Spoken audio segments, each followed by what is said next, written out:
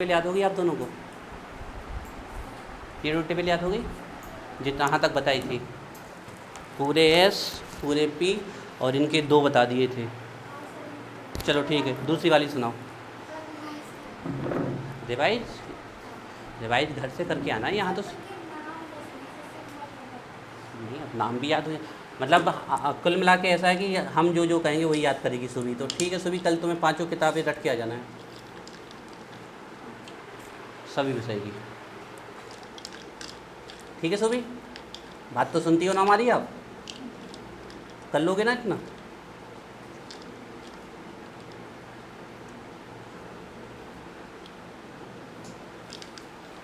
चलो next topic डालिए बच्चों, इलेक्ट्रोनिगेटिविटी। इलेक्ट्रोनिगेटिविटी आज तुमने योगा किया था सुबह? देखो झूठ बोलना है लेकिन सफाई से। हम गारंटी दे सकते हैं, गारंटी दे सकते हैं सुबह की नहीं किया। बेटा हमारे पास दिव्य शक्ति है, तुम्हें पता नहीं है। बारी वाले बच्चों से पूछना सर। हाँ, अभिमान्या दीदी के नंबर और अच्छे लाने हैं ना, टॉप करवाना है उनको भी। हाँ तुमसे बोली थी तो अच्छी बात, हमने तुम लोगों की तारीफ़ की है। मैंने कहा कि ये बच्चे बिल्कुल नहीं पढ़ते। हमने कहा कि दिमाग ठीक ठाक है लेकिन पढ़ाई में मन कम लगता है।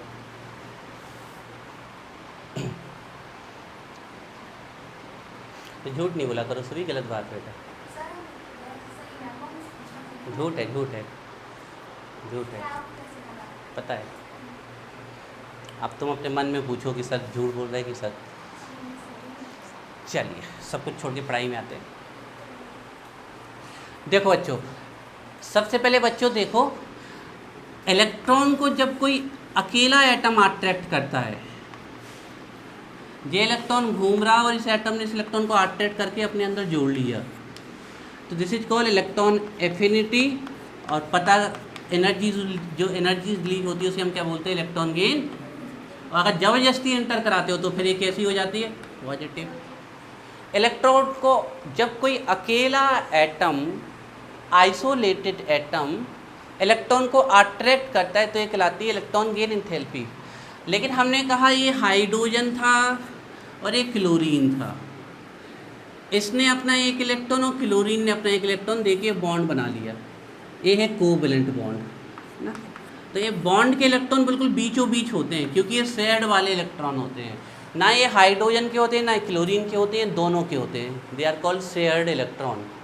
और जो बॉन्ड शेयर्ड इलेक्ट्रॉन से बनता है उसे हम क्या बोलते हैं? Covalent bond. तो पहले एक छोटा बच्चा था, एक बड़ा बच्चा था, दोनों में अच्छी दोस्ती थी, दोनों ने 1-1 रुपये ले लिए और 2 रुपये कलेक्ट कर लिए। बाद में बड़े बच्चों को ऐसा लगा कि हमारी ताकत ज़्यादा है थोड़ी सी, तो भाई ये 2 रुपये, ये जो इलेक्ट्रॉन है वो, ये जो पैसे है वो अपनी तरफ खींच लेता है, इसको अपनी तरफ शिफ्ट कर लेता है। इसी प्रकार एली में अब एक कैसे पता चलेगा कि कौन इलेक्ट्रॉन अपनी तरफ खींचेगा? वो वैसे ही पता चलता है, जैसे जिसकी साइज़ छोटी होगी उसका न्यूक्लियस पास आ जाएगा तो वो खींचेगा, जिसके पास प्रोटॉन के नंबर ज़्यादा होंगे वो इलेक्ट्रॉन को क्या करेगा? खींचेगा। वे वैसे ही पता किया जाता है। तो ये जो बॉन्ड के शेयर्ड इलेक्ट्रॉन हैं, इसको कोई बॉन्डेड एटम अपनी तरफ खींच लेगा। कौन खींचेगा वो आपको धीरे धीरे पता चलेगा। जिसकी इलेक्ट्रॉन खींचने की पावर होगी वो खींचेगा। सर हमें कैसे पता चला? चल जाएगा पता, अभी हम लिखवा भी देंगे कौन। तो हैलोजन की इलेक्ट्रॉन खींचने की ताकत सबसे ज़्यादा होती है, चाहे वो अकेले इलेक्ट्रॉन को खींचे चाहे बॉन्ड के इलेक्ट्रॉन को खींचे, क्योंकि इनकी साइज कैसी होती है? छोटी होती है। तो ये बॉन्ड के इलेक्ट्रॉन को अपनी तरफ शिफ्ट कर लेता है। तो इलेक्ट्रॉन इस तरफ शिफ्ट हो रहे हैं, मतलब कौन सा चार्ज शिफ्ट हो रहा है? निगेटिव। तो इसके ऊपर कौन सा चार्ज आएगा? Negative.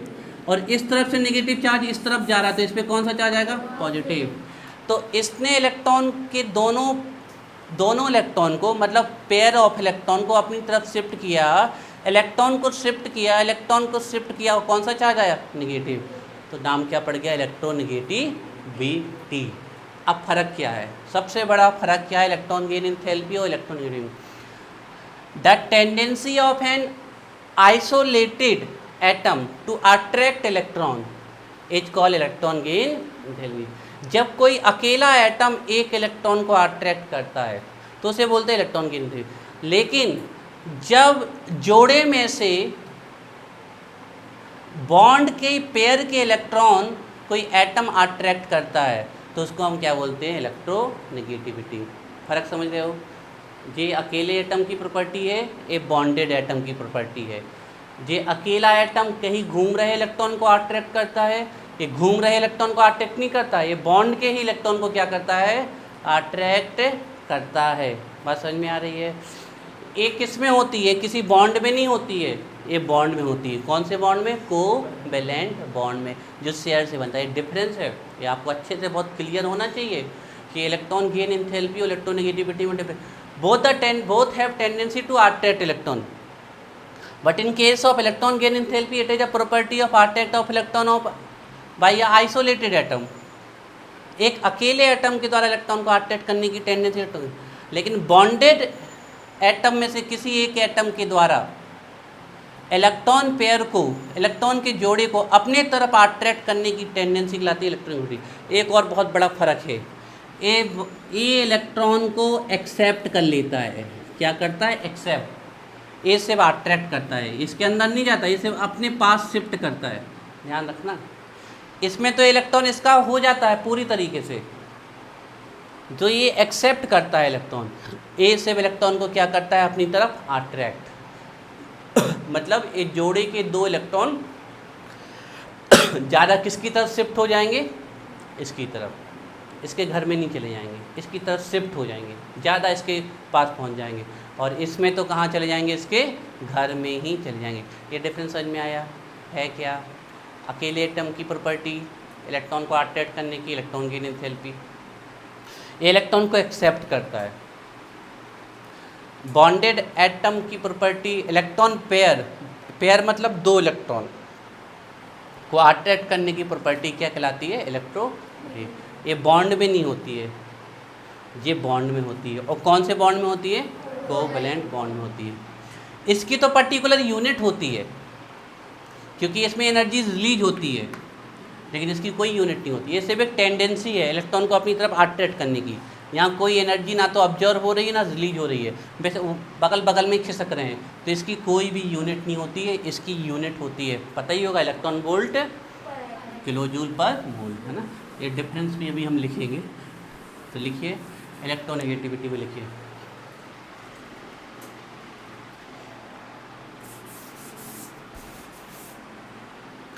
The relative tendency, the relative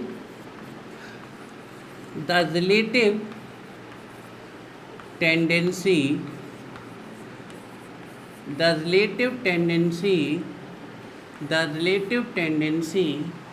the relative tendency of bonded atom, the relative tendency of bonded atom, the relative tendency of bonded atom to attract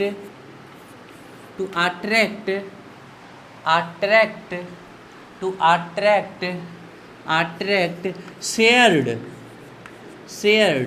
ये शेयर किए थे ना, इसने अपना इलेक्ट्रॉन किसके साथ शेयर किया था, क्लोरीन। तो पहले तो शेयर कर लिए थे, बाद में क्लोरीन ने चालाकी दिखाई, होशियारी, अपनी तरफ ज़्यादा खींच लिए। The relative tendency of bonded atom to attract shared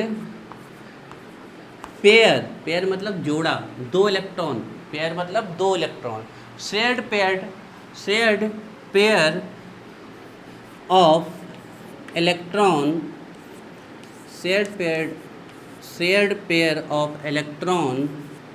shared pair of electron towards itself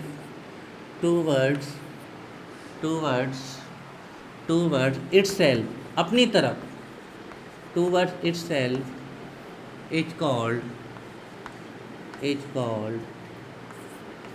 electronegativity, is called electronegativity. The relative tendency of bonded atom to attract shared pair of electron toward itself is called. देखो relative क्यों कहा गया, क्योंकि ये किसी के respect में है। क्लोरीन किसके रेस्पेक्ट में इलेक्ट्रॉन अपनी तरफ अट्रैक्ट कर रहा है, हाइड्रोजन के रेस्पेक्ट, रिलेटिव। अकेला अट्रैक्ट करता है तो वो किसी के रिलेट में नहीं, वो तो बस घूम रहा है इलेक्ट्रॉन को अट्रैक्ट कर रहा है। तो रिलेटिव टेंडेंसी है बॉन्डेड एटम की, बंधे हुए एटम की, कि वो जोड़े के इलेक्ट्रॉन को अपनी तरफ अट्रैक्ट कर ले। The relative tendency of bonded atom, bonded atom में से कोई एक एटम के पास ऐसी ताकत होगी। अब किसके पास होगी, उसी के पास ज़्यादा ताकत होगी जो साइज में छोटा होगा, जिस पे इफेक्टिव न्यूक्लियर चार्ज ज़्यादा होगा, उसी के पास टेंडेंसी ज़्यादा होगी। मतलब फैक्टर तो वैसे ही लगेंगे जैसे इलेक्ट्रॉन गेन एंथैल्पी में लगते थे। The relative tendency of bonded atom to attract, देखो साफ साफ लिखा है अट्रैक्ट, इलेक्ट्रॉन को एक्सेप्ट नहीं करता है, अपनी तरफ खींच लेता है। अट्रैक्ट मतलब अपने गेट तक ले आता है। टू अट्रैक्ट शेयर्ड, ये वाले शेयर, इसने एक दिया इसने एक दिया, शेयर्ड पेयर मतलब जोड़ा, पेयर मतलब दो electron, pair of electron towards तरफ, इटसेल्फ अपनी तरफ, इज कॉल्ड इलेक्ट्रोनेगेटिविटी। अकेले एटम में सबसे ज़्यादा इलेक्ट्रॉन को अट्रैक्ट करने की पावर है किसके पास, क्लोरीन के पास। लेकिन बॉन्डेड एटम में पता है किसके पास है, क्लोरीन के पास है। तो सबसे ज़्यादा इलेक्ट्रोनेगेटिविटी किसकी है, मतलब अगर मॉलिक्यूल में कभी भी कोई इलेक्ट्रॉन अट्रैक्ट करेगा तो सबसे ज़्यादा कौन अट्रैक्ट करता है, क्लोरीन। लेकिन अकेला अगर पूछ लिया जाए तो कौन अट्रैक्ट करता है, क्लोरीन। ये सब चीज़ें हमें बहुत क्लियर कट स्पष्ट होनी चाहिए ना।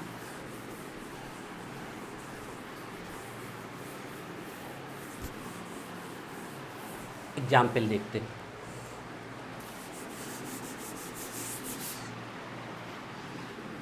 HF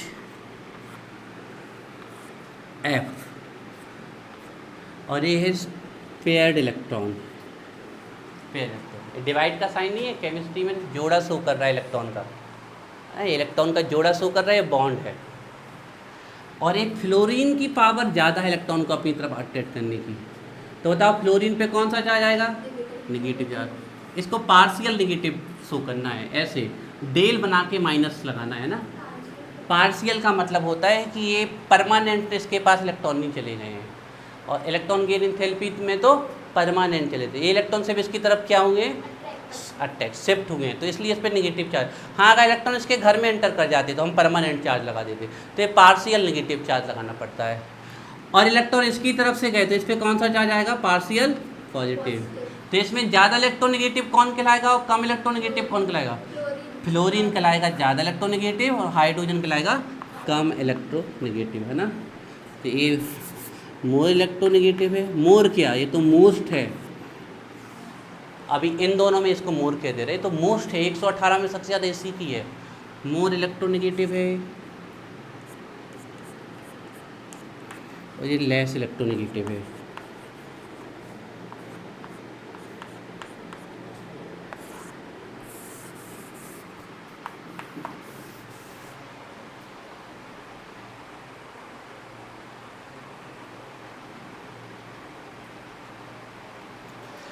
खास बात, इसकी कोई यूनिट नहीं होती है, देयर इज नो यूनिट। ये सिर्फ एक टेंडेंसी है इलेक्ट्रॉन को अपनी तरफ खींचने की। यहाँ कोई एनर्जी रिलीज नहीं हो रही है, ना एनर्जी अब्जॉर्ब हो रही है, इसकी कोई यूनिट नहीं होती है।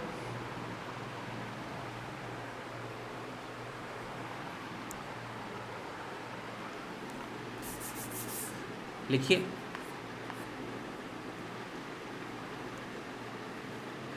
It does not have any unit, इसकी कोई यूनिट नहीं होती है ना। as it is simply a relative tendency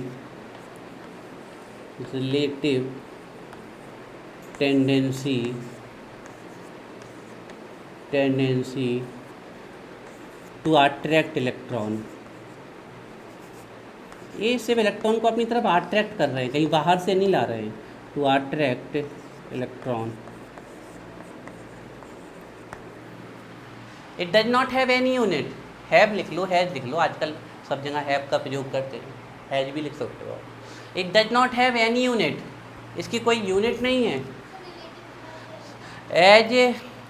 as it is simply a relative tendency to attract electron. Relative tendency TENDENCY, relative tendency to attract electron.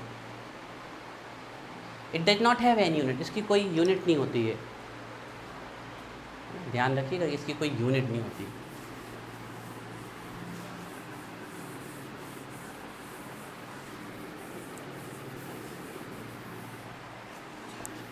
बच्चों अब आपको कुछ एलिमेंट्स की इलेक्ट्रोनेगेटिविटी याद ही होनी चाहिए, है ना। इतना काम आएगा इलेक्ट्रोनेगेटिविटी में कि आप कहोगे सर हमने ठीक पढ़ ली थी। ये ionisation energy, electronegativity, electron gain enthalpy, ये तो इतनी काम आनी है हर जगह। इलेक्ट्रोनेगेटिविटी तो इतनी काम आएगी आपके हर केमिस्ट्री में, ऑर्गेनिक में, फिजिकल में, इनऑर्गेनिक में, कोऑर्डिनेशन में, बायोमॉल, हर जगह इतना यूज है इस इलेक्ट्रोनेगेटिविटी का कि आप कहोगे हाँ सर ठीक पढ़ लिया था कॉन्सेप्ट हमने, ठीक है ना। देखिए अब हमें कुछ एलिमेंट्स की इलेक्ट्रोनेगेटिविटी याद करनी है जो सबसे ज़्यादा आपको बार बार मिलेंगे, ठीक है ना, ध्यान रखना है। देखिए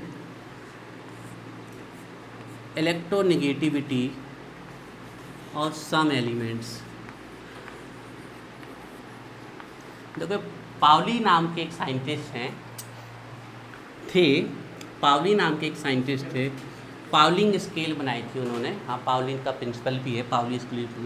उन्होंने एटम्स की इलेक्ट्रोनेगेटिविटी अपने अकॉर्डिंग निकाली है और उन्होंने बताया है कि किसकी इलेक्ट्रोनेगेटिविटी सबसे ज़्यादा और किसकी सबसे कम है। Electronegativity of some elements.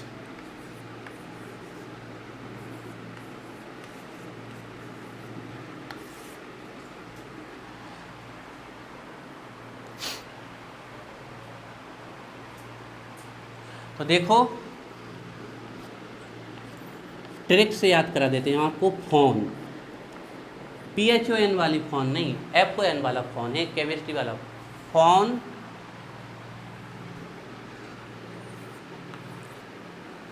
ClBr, फिर कार्बन सल्फर आयोडीन और फिर pH।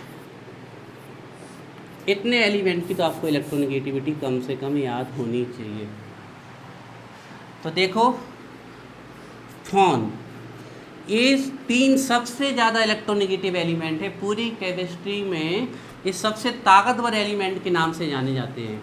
तो फ्लोरीन की इलेक्ट्रोनेगेटिविटी है, the electronegativity of fluorine is 4, सबसे ज़्यादा, इससे ज़्यादा किसी की नहीं है। तो ये मोस्ट इलेक्ट्रोनेगेटिव है, इससे ज़्यादा कोई है ही नहीं। तो आपसे पूछ सकता है कि मोस्ट इलेक्ट्रोनेगेटिव एलिमेंट कौन है। मोस्ट इलेक्ट्रोनेगेटिव और इलेक्ट्रॉन गेन एंथैल्पी सबसे ज़्यादा किसकी होती है? क्लोरीन की। और आयोनाइजेशन एनर्जी सबसे ज़्यादा हीलियम की। बिल्कुल, बहुत बढ़िया। मोस्ट इलेक्ट्रोनेगेटिव है, मोस्ट इलेक्ट्रोनेगेटिव एलिमेंट है।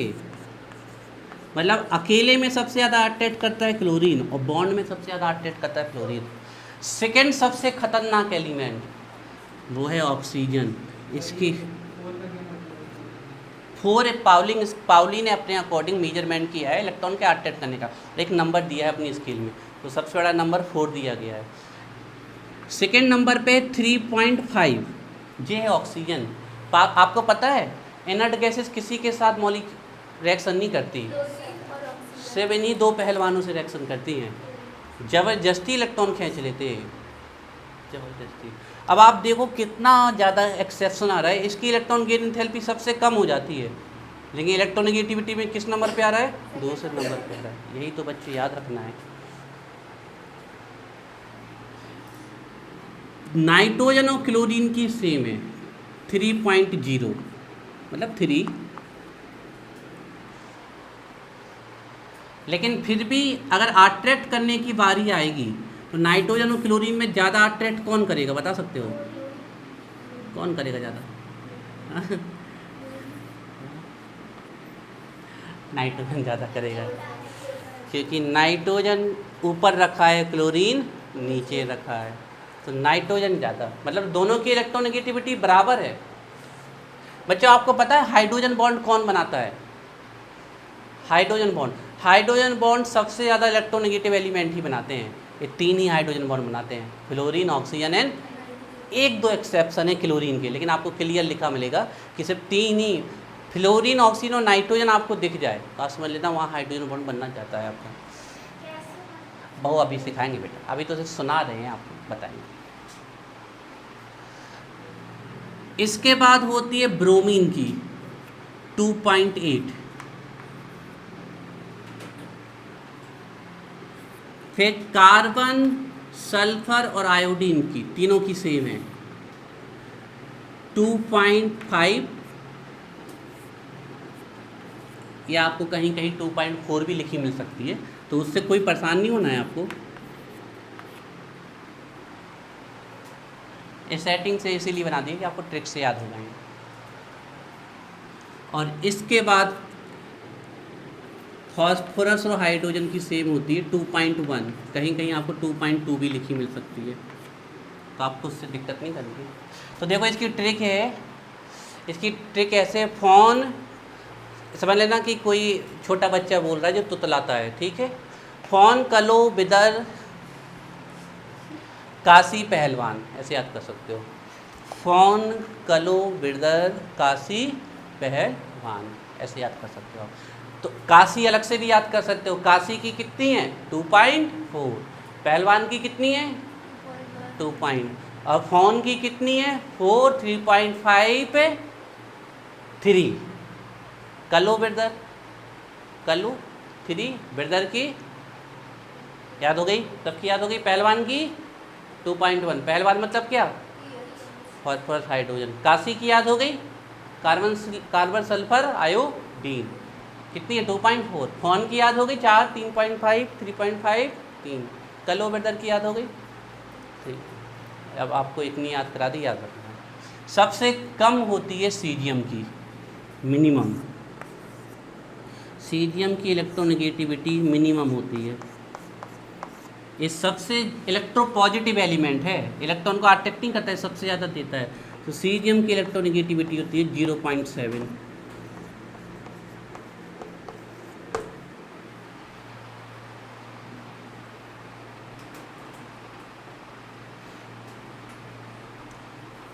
मिटा रहे हैं फिर पूछ रहे हैं किसकी कितनी है।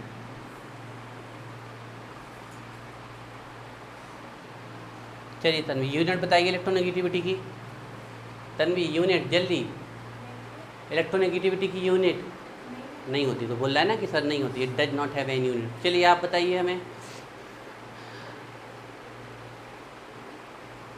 इलेक्ट्रोनेगेटिविटी आयनिक बॉन्ड में होती है कि कोवलेंट बॉन्ड में, कोवलेंट बॉन्ड में होती है। चलिए ऐसा आप बताइए हाइड्रोजन की इलेक्ट्रोनेगेटिविटी,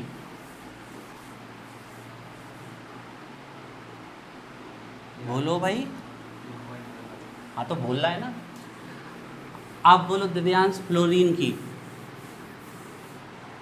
फ्लोरीन की इलेक्ट्रोनेगेटिविटी 4, फ्लोरीन की 4, फ्लोरीन की 4। फॉस्फोरस की जल्दी जल्दी 2.1, पहलवान अभी भी याद कराइए। सल्फर की काशी 2.4, ब्रोमीन की 2.8, नकल की 3, नकल की 3, नाइट्रोजन क्लोरीन की कितनी है 3 है। चलिए डालिए heading, factors affecting electronegativity, factors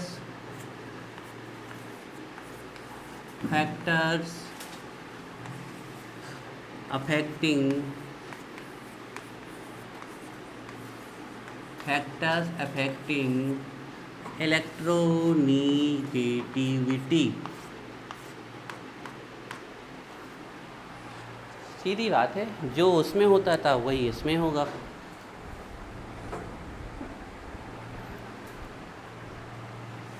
factors affecting electronegativity,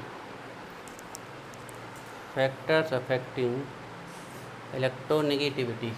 तो देखिए बच्चों, फैक्टर्स देखते हैं कौन कौन इफेक्ट करते हैं। तो सीधी सी बात है, जितना ज़्यादा इफेक्टिव न्यूक्लियर चार्ज होगा उतना ही ज़्यादा अट्रैक्ट करेगा, चाहे अकेला एटम हो चाहे बॉन्डेड हो। तो इफेक्ट इलेक्ट्रोनेगेटिविटी डायरेक्टली प्रोपोर्शनल है जेड इफेक्टिव के।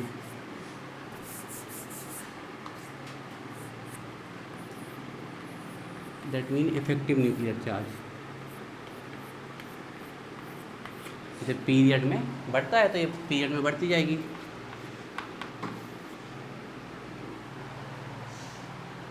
इलेक्ट्रोनेगेटिविटी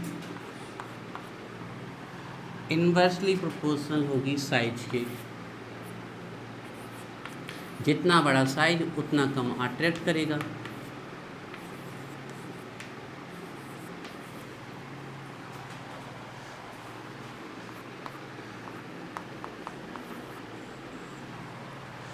इलेक्ट्रोनेगेटिविटी इन्वर्सली प्रोपोर्शनल होगी स्क्रीनिंग के। क्या ये बात सही है? अगर स्क्रीनिंग ज़्यादा होगी तो वो न्यूक्लियस कहाँ पहुँच पाएगा अट्रैक्ट करने। तो इलेक्ट्रोनेगेटिविटी इन्वर्सली प्रोपोर्शनल होगी। शील्डिंग लिख लो चाहे स्क्रीनिंग लिख लो, जो आपको अच्छा लगता हो।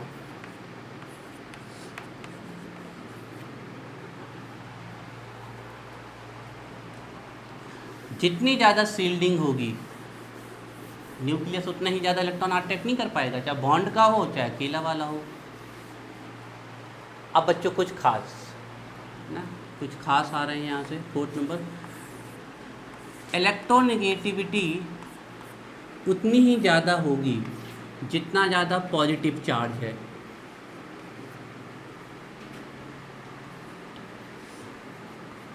देखिए, किसी भी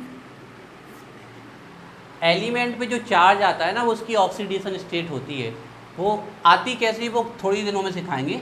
लेकिन पॉजिटिव चार्ज को आप पॉजिटिव ऑक्सीडेशन स्टेट भी कह सकते हो, पॉजिटिव ऑक्सीडेशन स्टेट। और इन्वर्सली प्रोपोर्शनल होती है नेगेटिव चार्ज के। इन्वर्सली प्रोपोर्शनल होती है नेगेटिव चार्ज की। इन्वर्सली प्रोपोर्शनल होती है नेगेटिव चार्ज के। नेगेटिव चार्ज मतलब नेगेटिव ऑक्सीडेशन स्टेट। क्या ये सही लिखा है?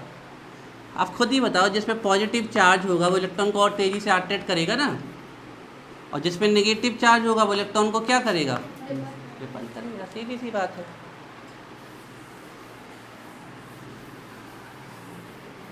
एग्जाम्पल देखते हैं।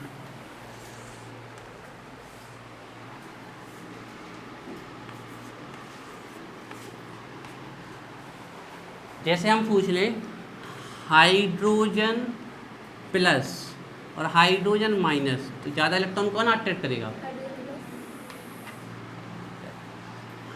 हम कह दें आपसे Fe+2 और Fe+3, ज़्यादा इलेक्ट्रॉन कौन अट्रैक्ट करेगा? Fe+3। तो सही है। हम लिख दें आपसे फ्लोरीन एंड फ्लोरीन -1, ज़्यादा कौन अट्रैक्ट करेगा? ऐसे हम दिन भर लिख सकते हैं। हम लिखते हैं Cu+1 Cu+2, ऐसे याद कर लिख लीजिए। इलेक्ट्रोनेगेटिविटी डायरेक्टली प्रोपोर्शनल होगी पॉजिटिव चार्ज के और इन्वर्सली प्रोपोर्शनल होगी नेगेटिव चार्ज के।